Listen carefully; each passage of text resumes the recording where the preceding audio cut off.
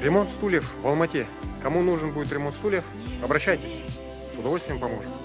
Сейчас мы находимся на Сейфуллина на Курмангазы, примерно во дворах. Взяли на ремонт вот 6 стульев. У этих 6 стульев нам нужно поменять ткань.